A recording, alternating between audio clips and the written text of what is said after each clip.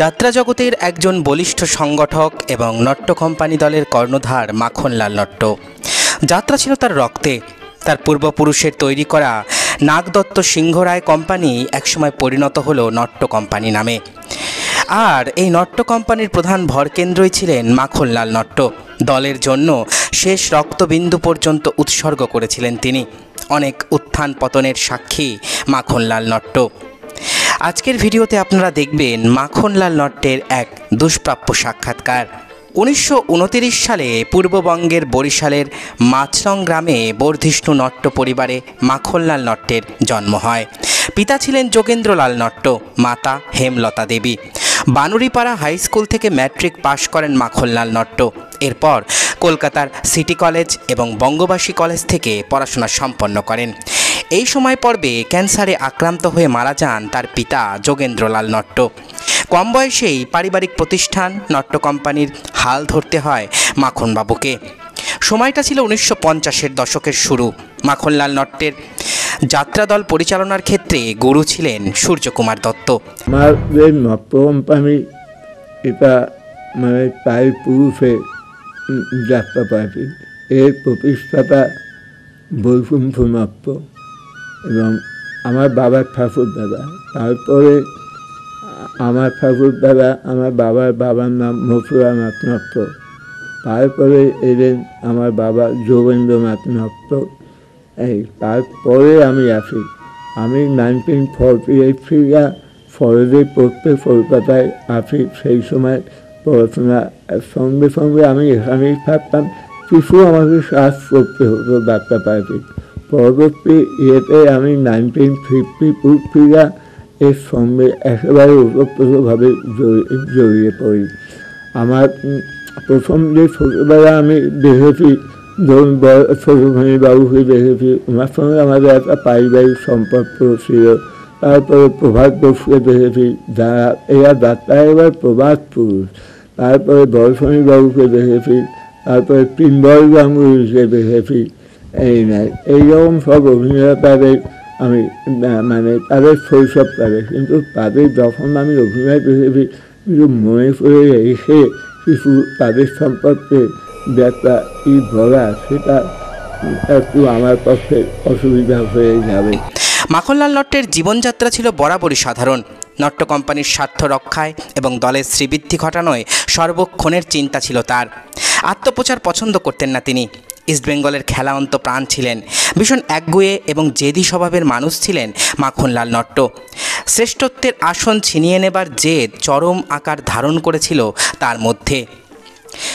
মাখনলাল নট্ট দায়িত্ব নেবার পর নট্য কোম্পানিতে যে সমস্ত বিখ্যাত যাত্রাপালা পরিবেশিত হয়েছিল তার মধ্যে আছে গন্ধর্বের মেয়ে, পরশমণি, রাজা দেবীদাস, লোহার জাল, সম্রাট জাহানদার শাহ, পতিতের ভগবান, প্লাবন, সোনার ভারত, চিতোর লক্ষ্মী, চাঁদ বিবি, বিল্লমঙ্গল, ভরত বিদায়, ময়ূর সিংহাসন, সুলতানা রিজিয়া, বিদ্যাসাগর, বিন্দুর ছেলে, শ্রীরামকৃষ্ণ সারদামণি, সিংহগড়, চন্দ্রনাথ, গঙ্গা থেকে বুড়িগঙ্গা, লালন ফকির, আধারের মুসাফির, কৃষ্ণ শকুনি, নটি বিনোদিনী, ভারত পথিক রাজা রামমোহন, মামাটি মানুষ, গন্না বেগম, নন্দকুমারের ফাঁসি, চিড়িয়াখানা, অচল পয়সা, ময়লা কাগজ, দেবী সুলতানা, শ্রীচরণের সুমা, ক্ষুধিত হারেম, কুবেরের পাশা, রাত্রির তপস্যা, গঙ্গাপুত্র ভীষ্ম, কুরুক্ষেত্রে কৃষ্ণ, বরণিয়া বধূ, কাগজের ফুল, নিশিপুরের বউ, বনবিবি চম্পা,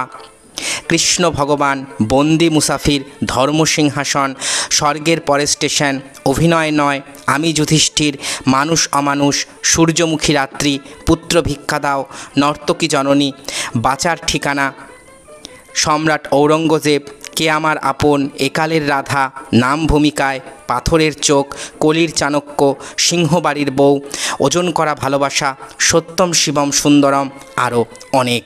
দীর্ঘদিন থেকে এই যাত্রায় শিক্ষা ব্যবস্থাটা উঠে গেছে। আগে যাত্রায় যে শিক্ষাটা ছিল, যে নিজেদের মধ্যে থেকে অভিনেতা তৈরি করা, সেই যে শিক্ষা, সেটা দীর্ঘদিন হয় উঠে যাওয়ার জন্যই যাত্রায় শিল্পীর খুব অভাব হয়েছে। এবং সেই জন্যই বাইরে থেকে কালীগঞ্জ বলুন বা অন্য অন্য মিডিয়ার ফিগার অভিনেত্রীকে যাত্রায় নিতে হয়েছে। এটা সম্পূর্ণ এটা যাত্রা হয়ে এটা সমৃদ্ধ করে না, বরং যাত্রার কিছুটা ক্ষতি হয়েছে। এবং আমার কাছে যদি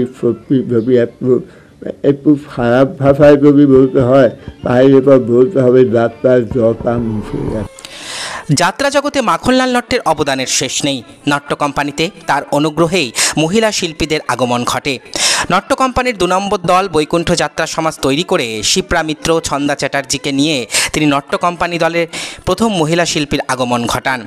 যদিও নট্যর প্রধান দলে প্রথম মহিলা শিল্পী হিসাবে আত্মপ্রকাশ ঘটে জ্যোৎস্না দত্তের। এরপর বীণা দাশগুপ্ত, তারপর এক এক করে মহিলা শিল্পীরা আসতে থাকেন নট্য কোম্পানিতে। 1976-এ আসেন বেলা সরকার। চলচ্চিত্র থেকে অভিনেতা অভিনেত্রী নেয়ার ক্ষেত্রেও মাখনলাল নট্ট এগিয়েছিলেন। তার ঐকান্তিক প্রচেষ্টায় নট্য কোম্পানি পূর্ণ পৃষ্ঠা যাত্রার বিজ্ঞাপন করত আনন্দবাজারে। সেই সময় শিল্পীদের পোশাকের ব্যাপারে বরাবর খুঁতখুঁতে ছিলেন। ইন্ডিয়ান সিল্ক হাউস থেকে আসল বেনারসি কিনতেও পিছপা হননি যাত্রার কারণে। কোম্পানি আজও তার যে পূর্বে যে ঐতিহ্য বা তার যে অভিনয় বৈচিত্র্য বর্তমানেও তা হারায়নি, এবং সেইটাই তার বিশেষত্ব। এবং দর্শকরা এখনও নট্য কোম্পানির কাছে শুধু যাত্রার অভিনয়টাই দেখতে চায়, তারা অন্য কোনো কিছু তারা চায় না। মুখ্যমন্ত্রীর ত্রাণ তহবিলে উদার হস্তে দান করেছেন তিনি। মহাজাতি সদনে ঠান্ডা জলের ভেন্ডিং মেশিন বসিয়েছেন। নট্য কোম্পানির একাধিক যাত্রাপালার লং প্লেইং রেকর্ড প্রকাশের পেছনেও তার অবদান রয়েছে। নট্য কোম্পানিতে সূর্য দত্ত পরবর্তী সময়ে মাখনলাল নট্টই ছিলেন এই দলের প্রধান ভরকেন্দ্র। সেই সঙ্গে ছিলেন তার ছায়াসঙ্গী ম্যানেজার সতীশ নন্দী। পশ্চিমবঙ্গ সরকার প্রদত্ত যাত্রা উৎসবে শ্রেষ্ঠ পালা প্রযোজনার পুরস্কার গ্রহণ করেন নটি বিনোদিনী যাত্রাপালার জন্য। পরবর্তীকালে পেয়েছেন বীণা দাশগুপ্তা স্মৃতি পুরস্কার। ব্যক্তিগত জীবনে মাখনলাল নট্ট ছিলেন অকৃতদার। 90 দশকে স্টার থিয়েটার কিনে সেখানে নট্য কোম্পানি মঞ্চ করতে চেয়েছিলেন, কিন্তু ভীষণভাবে প্রতারিত হন। অনেক মূলধন নষ্ট হয়ে যায়। তারপর থেকেই আস্তে আস্তে নট্য কোম্পানির ভাঙনের শুরু। 2000 সালের পরবর্তী কয়েক বছর নট্য কোম্পানি সেই অর্থে দাগ কাটতে পারেনি। 2014 সালে পশ্চিমবঙ্গ সরকার তাকে বঙ্গভূষণ সম্মান প্রদান করে। 2013 সালে পান শান্তিগোপাল তপন কুমার পুরস্কার। 2014 সালের 20 জানুয়ারি দেহ রাখেন যাত্রার কিংবদন্তি সংগঠক নট্য কোম্পানির প্রাণপুরুষ মাখনলাল নট্ট।